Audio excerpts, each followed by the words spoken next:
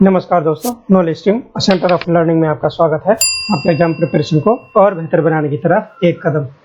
दोस्तों, जो इकोलॉजी और एनवायरनमेंट के अंतर्गत हमने एक्ट्स एंड पॉलिसी यानी अधिनियम और नीतियों से संबंधित लेक्चर स्टार्ट किया था। कल के लेक्चर में हमने वाइल्ड लाइफ प्रोटेक्शन एक्ट 1972 में जो आया था उसके बारे में डिस्कस किया। उसकी जो भी सैलेंट फीचर थे उसके बारे में डिस्कस किया, क्या क्या प्रोविजन थी उसमें। आज के लेक्चर में हम इसको फर्दर एक्सटेंड करेंगे और उसमें जानेंगे कि वाइल्ड लाइफ प्रोटेक्शन एक्ट के अंतर्गत ही ऑफेंसेस क्या होते हैं, उनके बारे में डिस्कस करेंगे। प्रोजेक्ट टाइगर जो स्टार्ट किया गया था वाइल्ड लाइफ प्रोटेक्शन एक्ट 1972 के अंतर्गत, उसके बाद ही स्टार्ट किया गया था, उसके बारे में डिस्कस करेंगे। और नेशनल टाइगर कंजर्वेशन अथॉरिटी जो है ना, ये क्या है, इसके बारे में भी जानेंगे। चलिए स्टार्ट करते हैं आज का लेक्चर स्टार्ट करने से पहले आपसे अनुरोध है, नॉलेज टीम को जरूर सब्सक्राइब कर लें और नेक्स्ट वीडियो की नोटिफिकेशन के लिए बेल आइकन को जरूर दबा लें।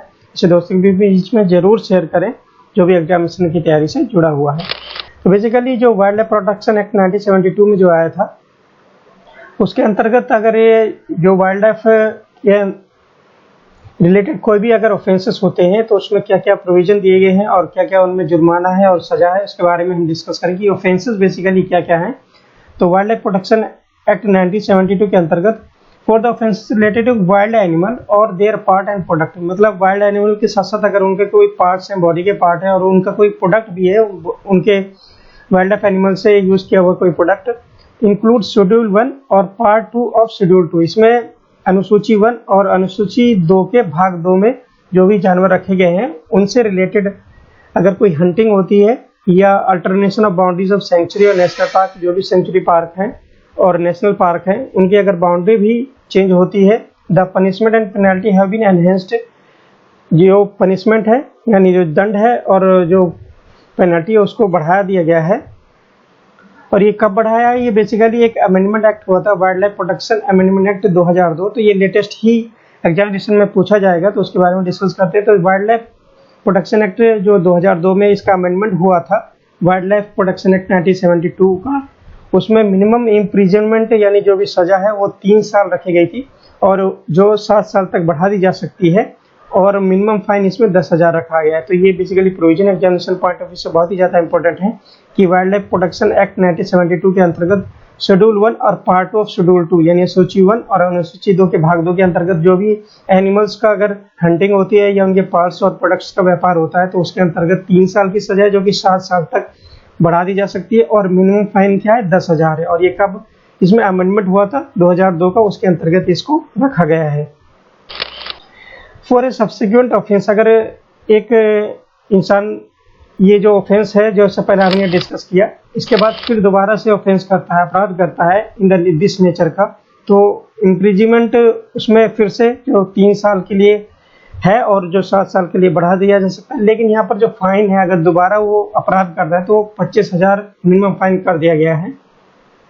इस तरीके से जो फर्दर अगर ऑफेंस होता है तो उसके लिए थोड़ा प्रोविजन बढ़ा दिया गया है इसमें। और एक इसी जो अमेंडमेंट हुआ था 2002 में WPA 1972 का, उसके अंतर्गत सेक्शन 15A भी जोड़ा गया है जिसमें ये कंडीशन रखी गई है कि जो बेल है उन पर एक कुछ शर्तों को लागू कर दिया है, किन किन कंडीशन में उसको बेल नहीं मिलेगी। इस तरीके से ये जो स्ट्रिंजेंट प्रोविजन इसके अंतर्गत अंडर आर्टिकल 51A के अंतर्गत बढ़ा दिए गए हैं, ताकि जो अगर फर्दर कोई ऑफेंस करता है, एक ऑफेंस के बाद दोबारा ऑफेंस करता है सेम नेचर का, तो उसमें जो उसको बेल है उसको भी बेल लेने में बहुत ही ज़्यादा प्रॉब्लम का सामना करना पड़ेगा।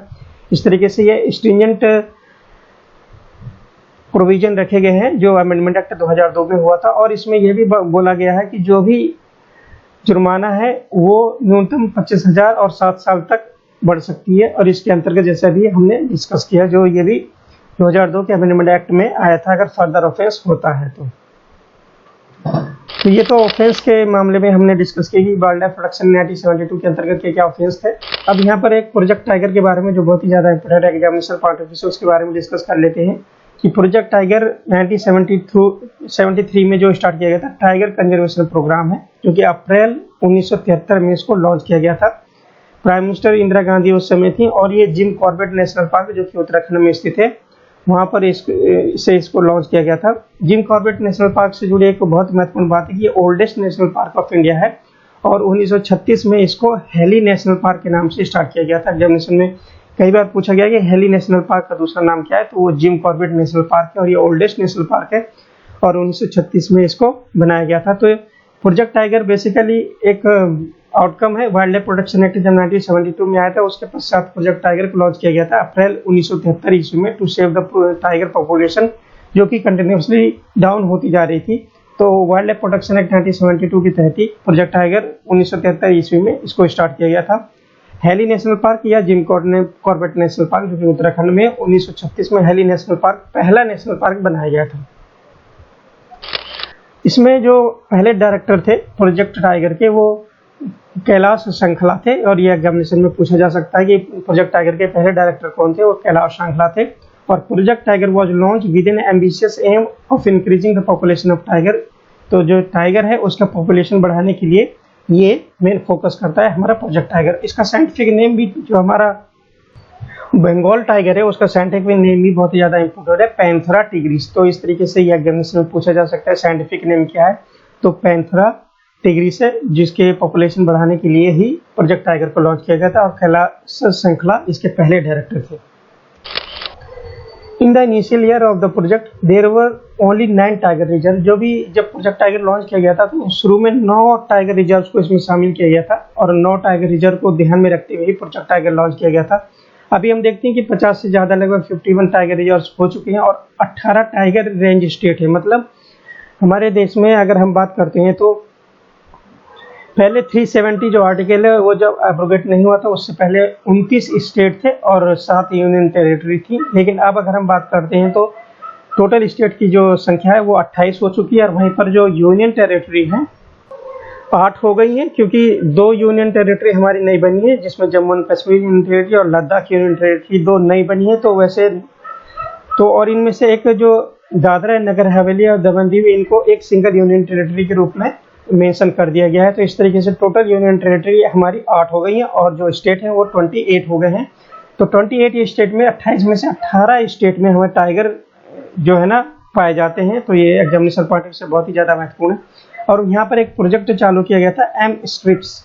तो इसका बेसिकली मेन पर्पस था जो टाइगर हैं उनके पेट्रोलिंग और उनके हैबिटेट्स को नज़र रखना है। तो ये प्रोजेक्ट एम स्ट्रिप्स के द्वारा मेन फोकस किया गया था, जो उनकी पेट्रोलिंग है, उनके जो रहन सहन है, उन पर व्यवहार है, उनको ध्यान में रखना, उन पर नज़र रखना, और उनके जो हैबिटेट है उनको जो है ना उन पर नज़र रखना। तो ये मॉनिटरिंग सिस्टम है बेसिकली। एम स्ट्रिप्स एग्जामिनेशन में काफ़ी बार पूछा गया, और एक बार यूपीएससी में भी इससे सवाल आया था।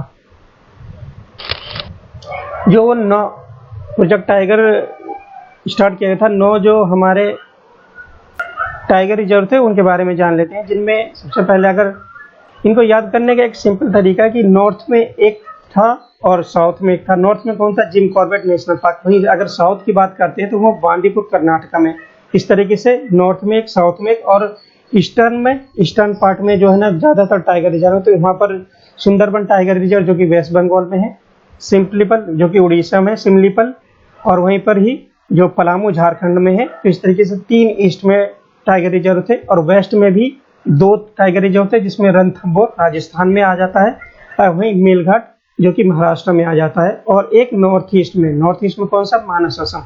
तो इस तरीके से हम याद कर सकते हैं कि 9 टाइगर रिजर्व कौन कौन से थे। नॉर्थ में एक था जिम कॉर्बेट, जैसा डिस्कस किया। साउथ में एक था, मतलब बांदीपुर कर्नाटका। ईस्ट की बात करते हैं 3 है, एक वेस्ट बंगाल में हो गया सुंदरबन, उड़ीसा में सिमलीपल हो गया, और पलामू झारखंड में। वेस्ट में 2 हो गए, रणथंबोर राजस्थान और मेलघाट महाराष्ट्र। और नॉर्थ ईस्ट की बात करते हैं वहाँ केवल एक था, यानी मानस असम। इस तरीके से 9 टाइगर रिजर्व में ये प्रोजेक्ट टाइगर स्टार्ट किया गया था इनिशियल फेज में। जो ये टाइगर रिजर्व इंस्टॉल किया गया था तो इन्हीं के प्रोटेक्शन के लिए बेसिकली एक नेशनल टाइगर कंजर्वेशन अथॉरिटी का इस्टेब्लिशमेंट किया गया था। इसके बारे में डिस्कस कर लेते हैं। नेक्स्ट टॉपिक हमारे जो national tiger conservation authority.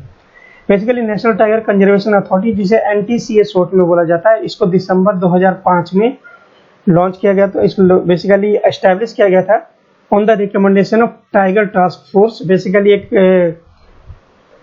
Committee बनाई गई थी जिसको टाइगर टास्क फोर्स कमेटी के नाम से जाना जाता है, और ये प्राइम मिनिस्टर ऑफ इंडिया ने इसको गठित किया गया था for recognised management of project tiger and many tiger reserves in India. इसका मेन पर्पस क्या था टाइगर जो टास्क फोर्स का गठन करने का, कि ध्यान में रखते हुए जो प्रोजेक्ट टाइगर है उसको कैसे मैनेज किया जाए और टाइगर रिजर्व है उनको भी कैसे मैनेज किया जाए, इसके कंडीशन में जो भी सुझाव हैं ये टाइगर टास्क फोर्स ने दिए थे और उसी के अंतर्गत नेशनल टाइगर कंजर्वेशन अथॉरिटी, जिसे NTCA शॉर्ट में बोला जाता है, वो दिसंबर 2005 में इसको स्टैब्लिश किया गया था। तो यह क्वेश्चन बनता है कि NTCA का गठन कौन सी कमेटी के द्वारा रिकमेंडेशन पर किया गया था, तो टाइगर टास्क फोर्स कमेटी के द्वारा जो रिकमेंड किया गया था उसी के अंतर्गत इसको गठन किया गया था दिसंबर 2005 में। बहुत ही ज़्यादा इंपॉर्टेंट डेट है। National tiger conservation authority set up under the chairmanship of minister of environment and forest. जो NTCA का जो चेयरमैन कौन होता है, minister of environment and forest होता है। एग्जामिनेशन पॉइंट से बहुत ही ज़्यादा इंपॉर्टेंट है। और इसमें 8 एक्सपर्ट यानी 8 एक्सपर्ट होते हैं जो वाइल्ड लाइफ कंजर्वेशन और welfare of people including tribal इस एरिया से जुड़े हुए होते हैं। 3 मेंबर इसमें मेंबर ऑफ पार्लियामेंट होता है, जिसमें 2 हमारे जो लोअर हाउस है यानी हाउस ऑफ पीपल जिसे लोकसभा बोलते हैं वहां से, और एक हमारा राज्यसभा है जिसे काउंसिल ऑफ स्टेट बोलते हैं वहां से। ये 3 मेंबर आते हैं, 2 लोकसभा से और 1 राज्यसभा से। और इंस्पेक्टर जनरल ऑफ फॉरेस्ट जो कि इंचार्ज होता है प्रोजेक्ट टाइगर का, वो एक्स ऑफिशियो मेंबर सेक्रेटरी होता है। इस तरीके से ये इसकी हायरार्की ऑर्गेनाइजेशन की NTCA की एग्जामिनेशन पॉइंट ऑफ व्यू से बहुत ही ज्यादा महत्वपूर्ण है। Chairmanship minister of environment and forest के पास होता है।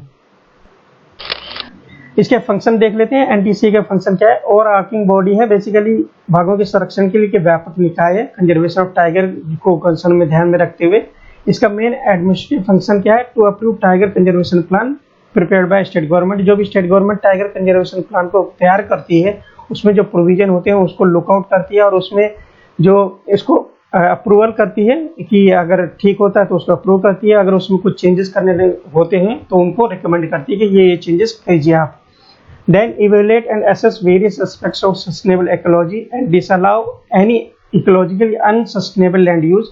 और जो भी प्रोजेक्ट मतलब टाइगर कंजर्वेशन रीजन है, जिसे टाइगर रिजर्व्स हो गए, नेशनल पार्क्स हो गए, उनके आसपास जो भी जमीन है उनका अगर अनसस्टेनेबल यूज हो रहा है, कोई वहाँ पर प्रोजेक्ट आ रहा है such as mining, industrial, other project जो कि उस इकोलॉजी को इफेक्ट करती है, उसको नेगेटिव वे में या डिस्ट्रॉय करती है, तो इस तरीके से उन चीज़ों को ध्यान रखना और उन पर रोक लगाना, ये मेन फंक्शन हो गया NTCA का। तो बेसिकली ये जो टाइगर कंजर्वेशन एरिया है उनके निगरानी करती है और वहाँ पर होने वाले जो भी ऐसे डेवलपमेंट वर्क हैं जो उनको टाइगर कंजर्वेशन के लिए नेगेटिव इफेक्ट डाल सकता है उनको प्रोटेक्ट करती है। तो इस तरीके से इसका फंक्शन जो NTCA का फंक्शन के बारे में हमने डिस्कस किया। लास्ट में जो आज के लेक्चर में हम जान लेते हैं कि सेंट्रल जू अथॉरिटी क्या है बेसिकली, और ये भी एक ऑर्गेनाइजेशन है जो वाइल्ड लाइफ प्रोटेक्शन एक्ट 1972 के तहत ही इसका गठन किया गया था। इसके बारे में डिस्कस कर लेते हैं। The provision pave the way for the formation of central zoo authority, जो कि wildlife protection act WPA 1972 में जो आया था वो सेंट्रल जू अथॉरिटी के फॉर्मेशन के लिए एक रास्ता देता है। It is a central body responsible for oversighting the zoo. जो भी हमारे चिड़ियाघर हैं उनके जो रख रखाव होता है उन पर यह निगरानी रखता है, जो कि 1992 में इसका गठन हुआ था। तो एग्जामिनेशन पॉइंट से बहुत ही ज़्यादा महत्वपूर्ण है कि 1992 यानी 20 साल बाद, वाइल्ड लाइफ प्रोटेक्शन एक्ट के 20 साल बाद ही सेंट्रल जू अथॉरिटी का गठन हुआ था 1992 ईस्वी में। और इसका जो मेन पर्पस है जैसा कि अभी हमने डिस्कस किया, it is a central body oversighting the zoos. Basically जो मैनेजमेंट है चिड़ियाघर का उसका देखरेख ये सेंट्रल जू अथॉरिटी के हाथ में है। इसमें मेंबर क्या है, it is chaired by environment minister, environment minister इसका चेयरमैन होता है, 10 मेंबर्स होते हैं और 1 मेंबर सेक्रेटरी होता है। इस तरीके से ये इसकी हायरार्की है। मेन ऑब्जेक्टिव क्या है, to complement and strengthen the national effort in the conservation of rich biodiversity. यानी बायोडाइवर्सिटी है यानी जैव विविधता उसको कंजर्व करना, और ये जो चिड़ियाघर है उनको रिकॉग्निशन देता है, उनके रेगुलेट करता है। इस तरीके से इसके जो मेन फंक्शन है।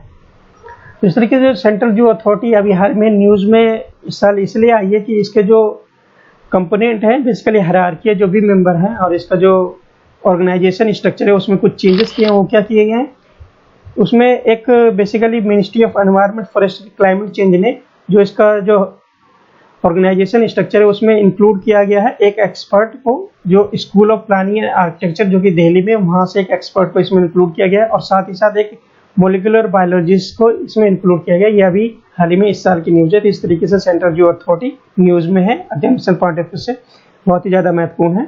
और ये कोऑर्डिनेट करता है और इम्प्लीमेंट करता है program on capacity building of zoo personal breeding program और एक्स सितु रिसर्च वगैरह भी करता है। ये इन सितु और एक्स सितु कंजर्वेशन क्या है हम नेक्स्ट लेक्चर में पढ़ेंगे, एग्जामिनेशन पॉइंट ऑफ व्यू से बहुत ही ज़्यादा महत्वपूर्ण है।